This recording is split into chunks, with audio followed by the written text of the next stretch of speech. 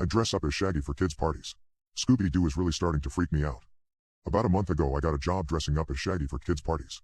To be honest, it's not my dream job, but I have some acting experience from high school. I'm good with little kids and the pay is pretty decent. So I got a job working for a company whose name I won't disclose, but it's a pretty well-established company who organizes clients to hire actors to dress up as Disney or Marvel characters for kids' parties. At my interview with the company director for my city, the dude looked me up and down and told me I was perfect for the role of Shaggy from Scooby Doo. I'm tall and lanky, have scruffy brown hair, and I'm a 21-year-old white guy, so I guess I pretty much fit the requirements. I was happy with the role as I had watched Scooby Doo religiously as a kid, all the way through from the 70s episodes that my dad had on tape to the newer movies and spin-offs. Plus, there was the added bonus that I didn't have to wear a boiling hot fur suit, like a lot of the party actors did.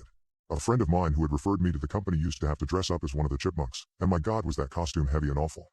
I guess that my costume couldn't require much more than a baggy green V-neck and brown pants. I felt sorry for the poor sucker who was going to have to play Scooby Doo. I betted that costume would be hot and itchy as hell.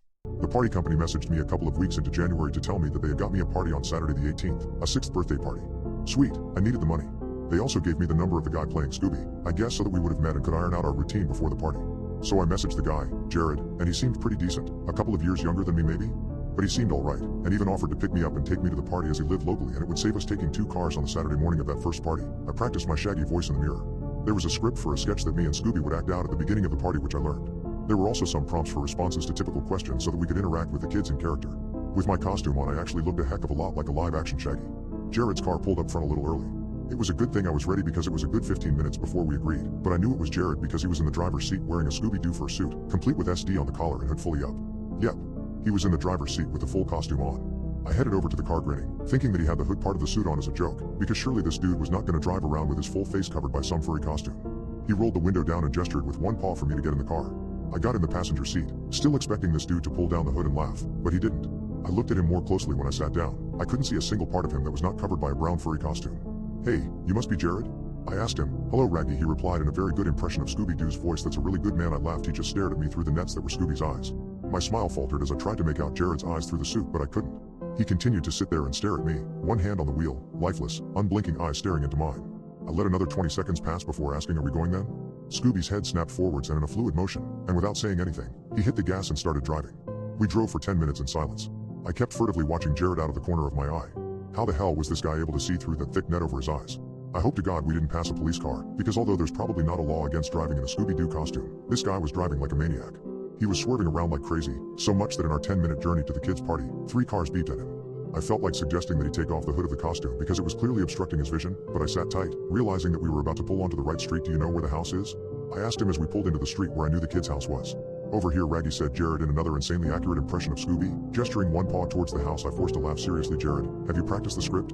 He didn't reply as he parked up outside the house where the party was. "Jared?" I repeated with a little more irritation. "I really don't think we have to be in character until we get inside." He did not respond. "I'm serious, man. Do we know what we're doing or not?" I was not surprised when he didn't reply. Seriously though, this guy had seemed totally normal online. He had an older sister who I knew from college and she was totally ordinary. I told myself that maybe he was just weirdly committed to the role and trying to get in character. But to tell you the truth, something about those lifeless mesh eyes gave me the creeps. I gratefully got out of the car, so did Scooby. I was half expecting him to jump out of the driver's seat on all fours and start bouncing along the grass, but thankfully he didn't. He walked with a slow, stiff plod. Maybe the costume was heavy and it was difficult to walk normally. We rang the doorbell, standing awkwardly side by side as we waited for the kid's mom to open the door. "Hi guys, don't you two look great? Why don't you come into the kitchen while we set up?" She took us through to the kitchen and pulled us up chairs at the table, offering us lemonade. Jared still did not take off his costume hood. The kid's mom was really friendly and nice. I vaguely recognized her as a friend of my mom's. She told us all about her son, who was called Lucas, and his Scooby Doo obsession, while she set up a buffet of party food for the kids. She asked us a few polite questions too, and I talked about where I went to college and she asked about my mom. Jared got asked a few questions too, but only replied with a theatrical nod or shake of his head that made the ears of the costume flap.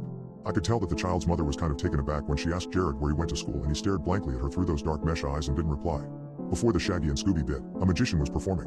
We peeped into the living room to see 10 odd faces staring up at a young woman in a purple sequined witch's hat waving her hands over a box as she prepared for her final trick. "Who's ready to see the birthday boy disappear?" The magician asked the eager children and was met with a barrage of excited applause. When a grinning Lucas reappeared from the box, his mom introduced Shaggy and Scooby, and 10 little heads craned around, eyes wide and animated as they took in Jared's furry brown costume. The routine went to plan. We played games like musical statues and passed the parcel, and managed to stay in character. Thankfully Jared stuck to the script, and the kids were absorbed by his unnervingly good impersonation of Scooby Doo. I was begrudgingly impressed that anyone could be this good at acting as a cartoon dog. This guy had everything down, from the voice and expression to the bounding gait. He was undeniably a great actor. I was just beginning to think that I had judged him too harshly for his weird behavior and that maybe he was some kind of method actor when he went off script. We were doing our final bit, asking Lucas about his birthday presents, etc. when Jared interrupted me, bounding over to the starry, magenta box that was still left out from the magician Hey Kids, who wants to disappear? Ask Scooby Zoink Scoob. I think everybody's already seen that trick, and we're just about to have some cake. Scooby wasn't listening. A little girl had got up from the front row, eager to be a part of the disappearing trick, and Jared was leading her by the wrist towards the large box. To my relief, at that moment, Lucas's mother appeared in the doorway. Hi everyone. Did we have fun with Shaggy and Scooby? The cakes are ready in the kitchen. Scooby let go of the little girl the second that Lucas's mom entered the room and all the children scrambled to the kitchen to get some cake. Jared and I stayed in the living room, not talking, taking a seat awkwardly on either end of the couch. We heard the muffled sound of the children singing happy birthday from the kitchen, and the scraping of chairs as the children tucked into their lunch. Lucas's mom brought us a plate of cookies and sandwiches, and a soda each, along with the money we had earned. Jared, still in costume, snatched the plate of cookies out of her hand. Scooby snacks. Yummy, he said, still in character. Lucas's mother seemed a little deterred but laughed and sat in the armchair to have some lunch herself. I was curious to see if Jared would finally take off his costume to eat, especially now that the party was over. However, he simply unzipped a small opening at the mouth and wrists of the costume. I continued a stream of conversation with the child's mother, while Jared sat silently devouring his food, at a speed reminiscent of the real Scooby Doo, when I noticed something strange. Jared's hands and wrists were visible for the first time, and his forearms were covered in thick dark hair. I did a double take. Scooby had finished eating and was hastily zipping up the wrists and mouth again. I didn't know much about Jared, but I knew for a fact that he had sandy hair, which would definitely not match up to this kind of body hair. I thanked Lucas's mom, but turned down the lift home with Jared. Wasn't sure I'd make it home safely in a car driven by the dude again. Not to mention, I didn't particularly want to be seen by anybody I might know being driven around by someone in a fursuit. I watched as Jared bounded into his car, still in full costume, and sped away. I got a lift with some friends and we hit some bars.